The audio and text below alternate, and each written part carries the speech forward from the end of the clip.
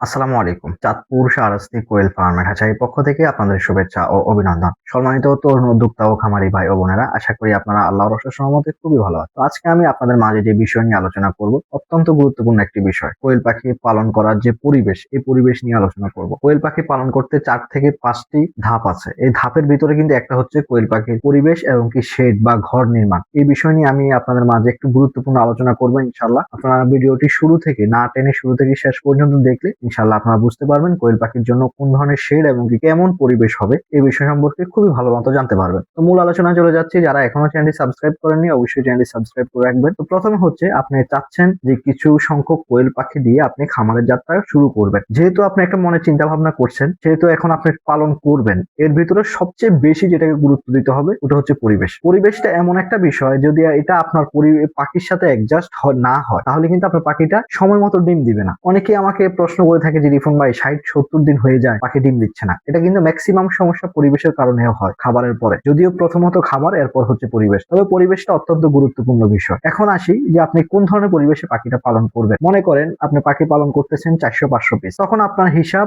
কিন্তু ভিন্ন। যারা 100 পিস পাখি পালন করবে তার হিসাব ভিন্ন। এখন আপনি মনে করতেছেন যে ভাই রিফন ভাই আমি 100 পিস পাখি পালন করব, কিভাবে পাখি পালন করতে পারি? তো 100 পিস যারা পাখি পালন করবেন, 200 পিস দিয়ে শুরু করবেন। আপনারা ঘরোয়া পরিবেশে পালন করতে পারেন, যেমন একটা ঘরের মধ্যে এক কোনায় পালতে পারেন পার্টিশন দিয়ে মাঝখানে। যারা 500 পিস পাখি পালন করবেন তারা কিন্তু এইভাবে পাখি পালন করিয়েন না, যে ঘরের ভেতরে পার্টিশন দিয়ে আবদ্ধ একটা রুমে পার্টিশন দিয়ে পাখি পালন করিয়েন না। এটা না করে একটা শেড নির্মাণ করেন। যেহেতু একটা ব্যবসায়িক ইনভেস্ট এখানে করবেন, যে পাখির পিছনে শ্রম দিবেন। মনে করেন 500 পাখি পালন করতেও কিন্তু বর্তমানে 40,000 টাকা শুধু পাখির পিছনে ইনভেস্ট করতে হয়। তো এখানে কিন্তু ভালোই পরিমাণ টাকাই। তো আপনি যখন একটা একটা অ্যামাউন্ট এখানে ইনভেস্ট করবেন, যদি একটা পরিবেশ ভালো না হয় তাহলে কিন্তু ওখান থেকে ভালো রেজাল্ট আশা করা যায় না। এই জন্য আমি আপনাদেরকে বলবো আগে অবশ্যই একটি শেড নির্মাণ করবেন। শেড নির্মাণ করবেন এমন ভাবে যাতে করে কোনো বিড়াল, ইঁদুর, কোনো কিছুই যাতে খামারের ভিতরে প্রবেশ করতে না পারে। হোক আপনি বাঁশ দিয়ে তৈরি করেন বা আপনি কাঠ দিয়ে তৈরি করেন, যেভাবে মন চায়। আপনি প্রথম বছর পাখিকে উপরে টিনের চাল না দিয়ে তেরপালের মাধ্যমে কাঠ বাঁশ দিয়েও কিন্তু পালন করতে পারেন।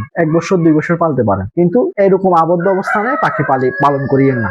ঘরোয়া পরিবেশে যারা 500 পিস পাখি পালন করবেন, যারা 100 পিস পাখি পালন করবেন তারা কিন্তু এই যে ছোট ঘরোয়া ভাবে পালন করতে পারেন। 100 পিস এমন একটা বিষয় না। যারা 500-1000 পিস পালন করতে চাচ্ছেন অবশ্যই একটা প্রফেশনাল শেড করে, এরপর শেডের ভিতরে না হয় লিটার পদ্ধতি, না হয় খাঁচা পদ্ধতিতে পালন করবে। ওইদিন আমি একটা পোস্ট করছিলাম, তখন এক ভাই কমেন্ট করছিল যে ভাই খামারে ইঁদুর থেকে কিভাবে বাঁচা যায়। তো অনেক শেডে কি করে যে ফ্লোর পাকা, মেঝে পাকা নাই। তো আপনি এই কাজটা কখনো ভুল করবেন না কোয়েল খামারের ক্ষেত্রে। আপনার মেঝেটা যদি আপনি 500-1000 পিস পাখি পালন করে থাকেন, অবশ্যই মেঝেটা পাকা করার চেষ্টা করবেন। পাকা করলে সুবিধা হয় কি, বাইরে থেকে কোনো ইঁদুর, বিড়াল, ইঁদুর কিন্তু মাটি গর্ত করে খুঁড়ে ফেলে, খুঁড়ে কিন্তু পাখি নষ্ট করে। দেখা গেছে আপনার যখন এই সমস্যাটা সমাধান করার জন্য পাকা করে দেবেন, তখন কিন্তু এই ধরনের প্রবলেম আর হবে না। আপনি যদি সিম্পল ঢালাই হলেও সিম্পল একটা ঢালাই দিয়ে পাখি পালন করতে পারেন, তাহলে কিন্তু আপনার এই ধরনের সমস্যার সৃষ্টি হবে না। যে ভাই কমেন্ট করছিলেন যে ইঁদুরে পাখি নষ্ট করে, তো আপনি মেঝে ফাঁকা করে ফেলেন, এই সমস্যা আর থাকবে না। তো যেই বিষয়টা নিয়ে পরিবেশটা নিয়ে আলোচনা করলাম, অবশ্যই যেখানে শেড তৈরি করবেন ওখানে কিন্তু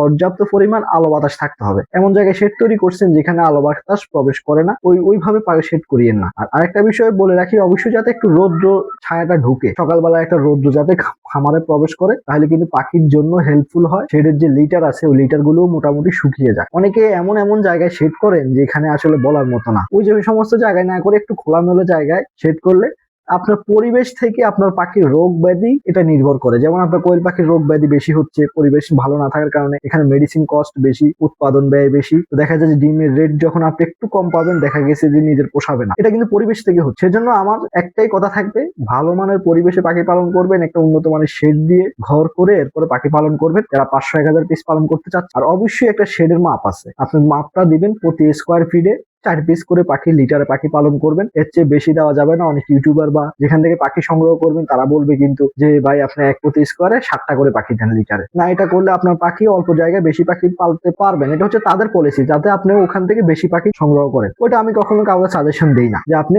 1 স্কোয়ার ফিটে 7টা-8টা পাখি পালন করেন। না, প্রতি স্কোয়ার ফিটে 3.5টা থেকে 4টা করে পাখি পালন করবেন। পাখি সুস্থ সবল থাকবে ইনশাল্লাহ, কোনো প্রকার কোনো অসুস্থ হবে না। আর যারা খাঁচা করতে চাচ্ছেন তারা প্রতি স্কোয়ার ফিটে 7টা করে পাখি পালন করবেন। খাঁচা করার পরে অবশ্যই পরিবেশের দিকে ফোকাস দিয়ে পাখি পালন করবেন। তো আপনারা দেখতেছেন যে চাঁদপুর শাহরাস্তি কোয়েল হ্যাচারি থেকে খামারিরা সর্বদা কোয়েল পাখির বাচ্চা সংগ্রহ করতেছে। ইনশাআল্লাহ আপনাদের মাঝে ভালো মানের উন্নত মানের 30 দিন বয়সী মহিলা পাখিরা দেওয়ার চেষ্টা করি সবসময়। ইনশাআল্লাহ আপনাদের যাদের প্রয়োজন আপনারা স্ক্রিনে দেওয়া নাম্বারে যোগাযোগ করে কোয়েল পাখির বাচ্চা সংগ্রহ করে নেবেন। আজকে এই পর্যন্তই, দেখা হবে পরবর্তী ভিডিওতে। আসসালামু